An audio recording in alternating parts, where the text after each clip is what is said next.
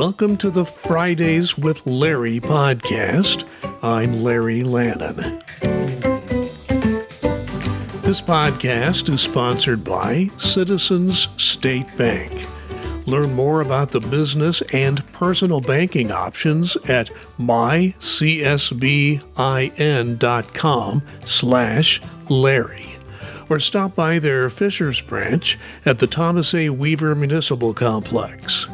Citizens State Bank, member FDIC, and an equal housing lender. Well, today is Friday, March the 6th in 2026. Welcome once again to Fridays with Larry. I've done this podcast for a little less than 2 months now, and I've been very encouraged by the number of people who are subscribing to this podcast, the video version on YouTube, the number of people watching these videos, as well as those that are listening on the audio only version. I appreciate the support, appreciate the fact you see something you want to consume here. We want to continue to keep going the way we have, and hope you'll continue to be interested in what we have to say. If you're watching on YouTube, once again, please remember, like, subscribe, and drop a comment. All those things help this podcast grow. Where I live in Fishers, Indiana, suburb of Indianapolis, our local school district is the Hamilton Southeastern Schools. By enrollment, it's the fourth largest school system in the entire state of Indiana. Now, we here at the HSE school system, we call it HSE as well as Hamilton Southeastern, we've been going through school superintendents recently. That's not a good thing. We had a superintendent retire. A lady by the name of Yvonne Stokes was brought in to replace him in 2023. So now we have the person that replaced Dr. Stokes is a man named Patrick Mapes. And Mr. Mapes has decided just days ago, making the announcement that he is going to retire. Now, he did come out of retirement to come in and agree to take the job at Hamilton Southeastern, but he now says he's ready to retire again. So now the school board will have to go through another process, name an interim superintendent, if that's the way they want to go. I assume that will be the case, and go through another process of trying to find a new permanent superintendent. What's interesting to me about Mr. Mapes' decision to retire is that he had lots of time left on his contract. And his contract went through the end of June of 2028. So at least before, not that far back, he did intend to stay at least that long, and the school board agreed and provided him with that contract extension. So the question that a lot of people in the Fishers area are now asking, why did Patrick Mapes decide to retire and basically resign and retire once again? All I will say is this: we only know what he said publicly, and social media has taken off. There is speculation left and right, rampant, about why he resigned, what it means, where the school system will go from here. But particular reason that Patrick Mapes is leaving that job. Now, the only thing I will say is be cautious with what you see on social media. A lot of it is speculation, but some of it could be true, but there's no way of knowing that. So what's on social media is fine. It's the opinion of many people, but what we know for sure is only what Patrick Mapes has said publicly. He simply wants to retire again. Was it a situation where he just kind of felt like the school board wasn't together enough? Some people have speculated that. I honestly do not know, and I'm not sure anyone knows for sure, and people are welcome to speculate if they so desire, but my only cautionary note is to be careful what you see on social media. But I think the biggest question that comes out of this, where does our local school district go from here? Are we going to get an interim superintendent? If so, who will that be? Now, keep in mind something else. The state legislature has radically changed how schools are funded. Most school systems in Indiana are likely going to be required to go through a referendum process to try to get more money out of their property tax system, because referendums, whatever you want to say, that have been passed beforehand were assuming the rules that applied then. The state legislature has completely changed the way property tax system works. You use that same referendum rate, it's going to, generate a lot less money than would have been projected over a period of time. So most school systems, I won't say all, but a number of them will have to have a referendum. I know Mr. Mapes had expected a referendum to happen this year. If so, it would be on the ballot in November of this year. We don't know for sure if there will be a referendum on the ballot for sure, because the school board has to vote on that, and they've made no move either way on what they plan to do at this point. The other part of that is that we have 4 of the 7 school board seats up for election in that same ballot, November of 2026. So a majority of our school board seats will be up for election. At the same time, it is quite possible there will be a school referendum on the ballot. So with all that going on, in addition to all that, the school board is going to be in the market for a new superintendent. There is not a referendum approved this year for the Hamilton Southeastern schools. I can tell you, I have seen the numbers. I've covered the school board for 14 years. If there is no referendum passed this year, there's not one on the ballot or just one is not passed, this will create a dire financial plight for our local school system. And I'm not being alarmist when I say this. It will be a dire situation. So we'll see how this plays out. All these things are happening this year in the coming months. So it's something to watch, and with some concern over the plight of our Hamilton Southeastern schools, a highly regarded school system, which has always had for many years that I've been here, including the time my daughters were in school here, going K through 12 in the Hamilton Southeastern system, has had very high academic standards, and they have continued.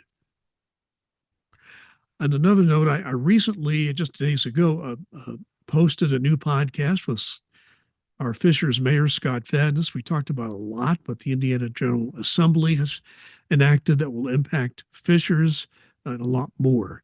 So you can find it at larryinfishers.com, or just search any of the platforms I'm on, or just a general search engine, podcasts by Larry Lannan, Lannan. You can find my podcasts there. The video version of this is on YouTube. My audio podcast only is with Scott Fadness, and that's available on my audio platforms. I'm on a number of them. My guests this week on the Fridays with Larry podcast, Liz and Todd. They are parents of 2 young children with a very rare disease. And this is, and I think we need it around this time, a feel-good story. It's about how medical science has made strides in a rare disease that does not impact a large number of families, but the families that have to deal with obviously have tremendous issues to deal with. And the fact that you can hear these young children in the background, you can see them and hear them. If you're watching on video, you can hear them on the audio. Just shows you that these are normal, healthy young children, only because of what medical science has been able to do for them.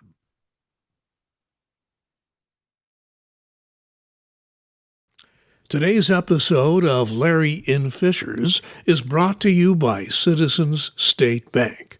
For over 150 years, Citizens State Bank has been committed to the communities they're rooted in, providing more than just banking services and products, but a true community partner dedicated to giving back and supporting our community's growth. How? By making sure you and your local business owners have the products, tools, and expertise you need to thrive. In addition to everyday checking and savings accounts, Citizens State Bank offers a selection of business and personal financing products, plus a team of local experienced lenders who are as invested in your success as you are and committed to helping you secure the right financing for your needs. Skip the call centers and hold music and get the friendly hometown service you deserve, the modern digital banking tools you expect, and relationships that grow with you, whether you're running a business or managing everyday finances. You can visit Citizens State Bank's Fishers branch inside the Thomas A. Weaver Municipal Complex at 9 Municipal Drive, Suite 5, or learn about it more online. mycsbin.com/Larry. That's mycsbin.com/Larry. Thanks to Citizens State Bank, member FDIC and equal housing lender, for supporting local news and the Fishers community. Today, we're talking about a rare disease and how it's impacted a family here in Fishers. I have Liz and Todd, parents of Knox, age 3, and Lowen, age 1. So Liz is on video. Todd is working. So if you're watching the video, you'll just see a T on the on the screen, but he will be speaking to us verbally. So to Liz and Todd, thank you very much for joining me and your willingness to share your story. Yeah, thank you, Larry. We're excited to bring some advocacy to SMA and to share our story. So this is a rare neuromuscular disease you're dealing with. It's called spinal muscular atrophy, commonly known as SMA. So Correct. the two of you have been dealing, with this diagnosis really as a prenatal sort of thing. Medical science has sure come a long way on this. We're recording this before February 28th. We'll have it up and running in March. February 28th is Rare Disease Day, and of course, any time is a good time to tell your story. So I'd like each of you to comment on this. I'll ask Liz to start and ask Todd to come in there. There are hundreds of families dealing with SMA. Yes. You've sort of formed a community. How do you all communicate with each other within Indiana? Yeah, the biggest way I found to connect with other SMA families is through Facebook groups, right? There are Facebook groups that are dedicated to specific treatments, to families with SMA, families with children with SMA, adults with SMA. There are even specific groups to, just moms of those with SMA. So, we've really found a lot of community through that. I've met moms all around the world that I now communicate regularly with. And, through Riley as well, they were great at creating a community and giving me information for other like parent mentors. So they were really great about connecting us and giving us that support early on. So those are the two ways that I think we've really found connection, because it is so rare. It's hard to find someone that just understands, right, what we're going through. And I think those two ways have really helped us. So Todd, how has this community of people, how has that helped you in terms of dealing with all this? And to add to Liz and answer your question, there's also an SMA walk here in Indiana, the Walk for Graham, which is a fundraiser for the Cure SMA. And I think that's also been a way to see that you're not the only one. And I think, just knowing that, such a rare disease, I think it's 1 in 10,000 births or something of that nature, that, you sometimes feel alone in what you're doing, but there's other people out there that have the same worries and things like that having a community of people to know that you can bounce questions and see if they're going through similar things. I think that's been something that's been kind of keeps your head on being positive. Also, this is a disease that is genetic in nature, as I understand it. Yet, as I also hear your story, the two of you have no genetic history in your families. This must have been a surprise. Have the medical professionals given you any answers to why your two children have had to deal with this disease when it does not appear to be part of either one of your family histories? Liz, I'll ask you to start. Yeah, so SMA is an autosomal recessive muscular genetic condition. So that means Todd and I are both carriers. So when we're both carriers, that means every child that we have has a 25% of not being affected by SMA, a 50% chance of being a carrier, and a 25% chance of having SMA. So that's 1 in 4 chances for every child that we have. So, we actually had 2 miscarriages prior to our first child, and I thought we had every test done under the sun, right? And we did not have testing done for carrier status. So, we didn't find out about our first son having SMA until the newborn screen, right? So the newborn screen dramatically changed both of our sons' trajectory, right? So that has been the biggest factor of finding out.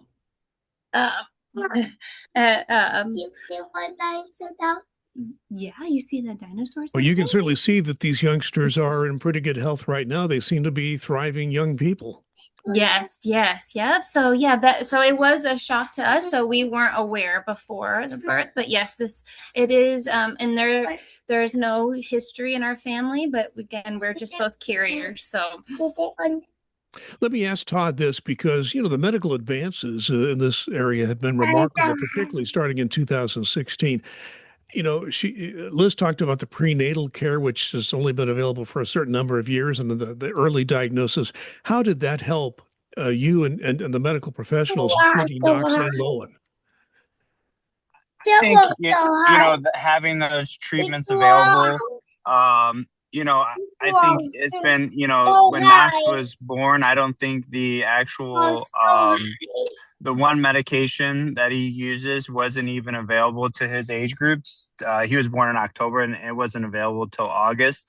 So, the understanding the importance of this medicine to make sure that really your proteins are being provided to your neurons so you don't start having neuron death is, from the research and from what the medical professionals that, at Riley, that's the number one thing is we got to keep these neurons alive. So having the ability to get medicine that helps with the splicing, and I don't know if we want to get into all the science, but, having that medication available, a few days after that they can take that helps reduce the chances of neuron death, and having those options. And with gene therapy, it's starting to really, if you listen to other SMA people, it's really kind of changing the way that the outlook on SMA on families.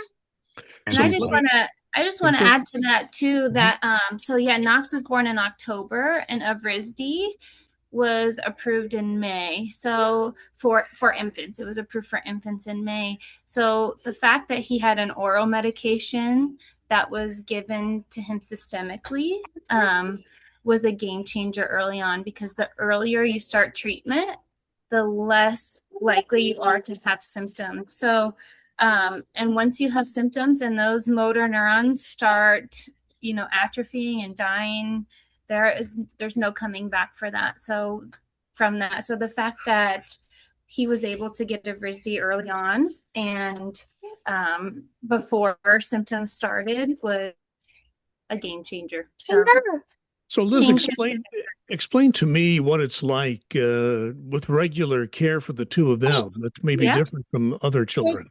Yeah. So, neither one of them have signs or symptoms of the condition. So I am actually a speech therapist, a pediatric speech therapist in early intervention. So I did get them started in first steps.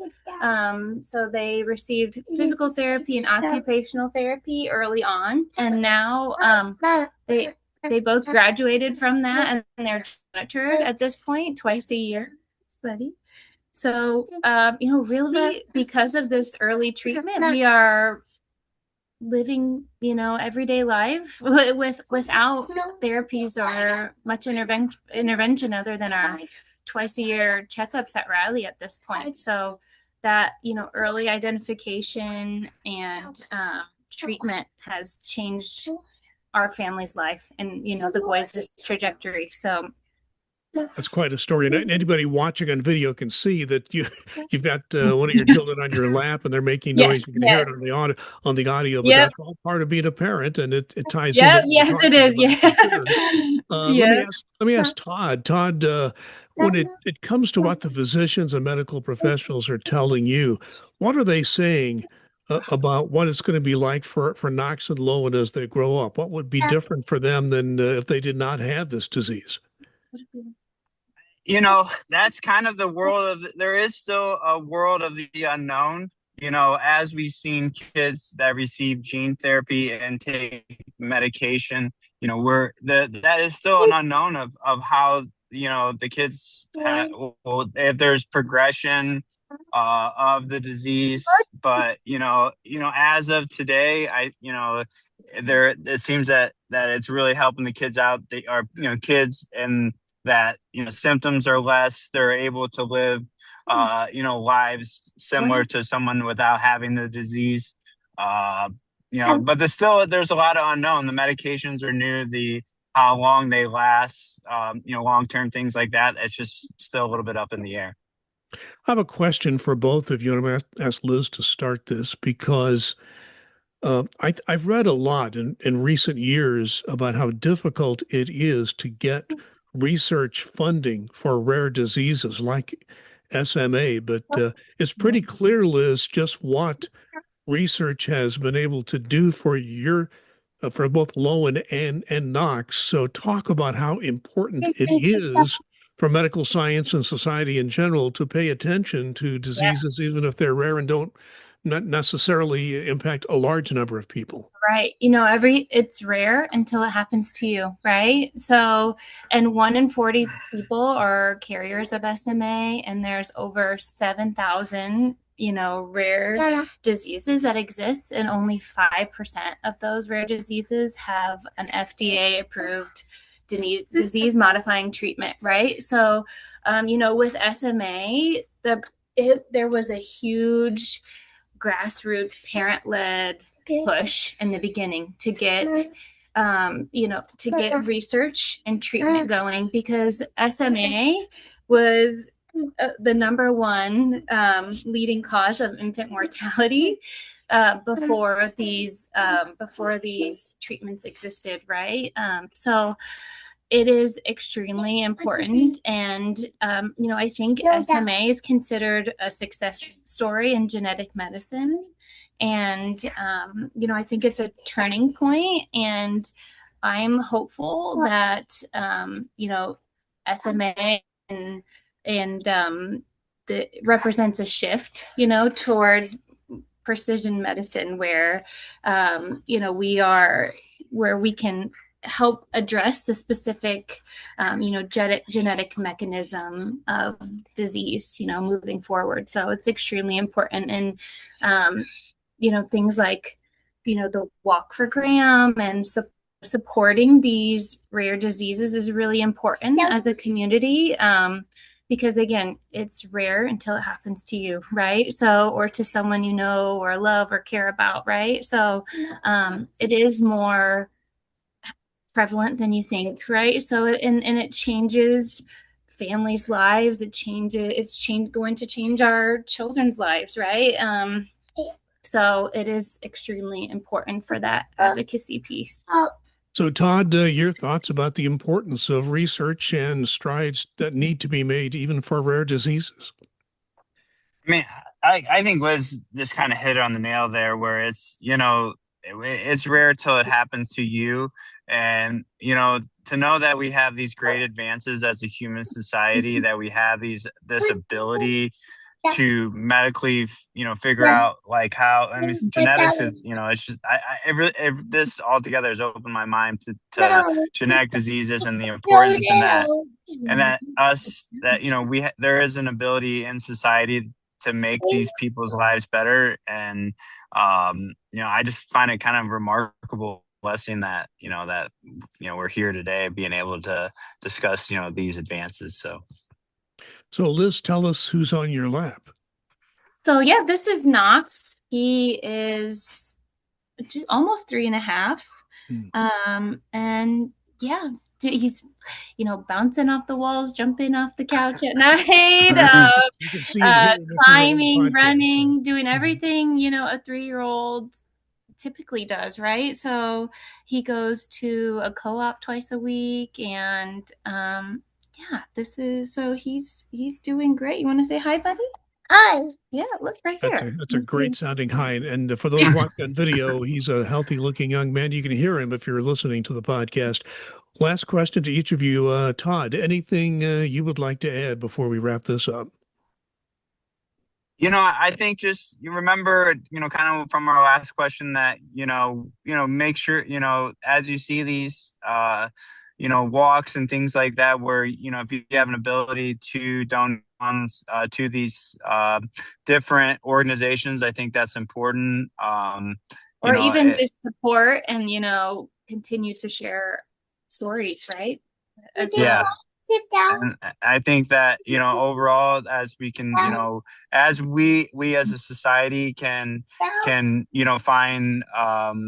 we can find treatments for these sorts of things. I think it just makes us better. So, well, it's been great hearing you and Liz and Todd and Knox and Lowen. It's a great story, and it shows you that medical science, when it does, spend the resources and attention to something, even a rare disease, what strides can be made, what's happening in your family is a great example. It's a great feel-good story, and I'm so happy that you have chosen to tell your story to all of us. Thank you very much, Liz and Todd, for joining me today. It's been a pleasure talking to you. Thank you, Larry. Yeah, we appreciate you sharing our story and continuing advocacy. So, and everything you do for Fishers. So, thank you.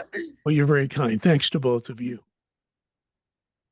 I have many friends who have family members that are stationed overseas in the armed forces right now. And I'll just be honest with you. They are nervous. And they're nervous for a good reason. The international situation is very fluid. Not going to get into the details now. You can watch the news reports. You can see it for yourself. But it's a very difficult time on the international stage. A lot of violence is going on in particular parts of the world. And when that is the case, anything can happen. So my only message here is let's hope for the best, especially for those of us, for those people, those young people particularly, who are serving overseas in uniform for us. Let me end on this news story. It comes out of Port Orange, Florida. There's been a dispute over a rule that led to a brawl during, of all things, a pickleball game at a Central Florida country club. This is according to the Associated Press, citing authorities there. During the spat over a pickleball game, one player hit his opponent in the face with a paddle, punching him on the ground, and then others piled in and got involved. A 63-year-old man was charged Sunday with 2 counts of felony battery on a person 65 or older, his 51-year-old wife, who also joined the fight. This is again Port Orange, Florida. They were charged with a single count of felony battery on a person 65 or older, according to what we know from the arrest affidavit. Now, the two were playing another married couple when they began arguing about shots being made in what is known as the kitchen area, a marked area that's on either side of the net in pickleball. Now, by rule, players can only take a shot in the area once that ball has landed there. Otherwise, they're supposed to avoid it. Well, some said the rules weren't being observed. Players exchanged insults. At the end of the match, the one man insulted a male opponent's wife. The men exchanged words. Then the 63-year-old man attacked his opponent, all according to the arrest affidavit filed with the court. So Matt Thompson is an attorney for the man. He did not immediately respond to an email from the Associated Press asking for comment. There were as many as 20 players involved in this brawl, all over a pickleball game. Hey, thank you so much for watching and listening. If all goes well, we will be back next week with another episode. And once again, thanks to Citizens State Bank for sponsoring this episode of Fridays with Larry. Learn more about their business and personal banking options at mycsbin.com/Larry. Or stop by their Fishers branch at the Thomas A. Weaver Municipal Complex. Thanks again to Citizens State Bank, member FDIC and equal housing lender, for supporting local journalism in Fishers.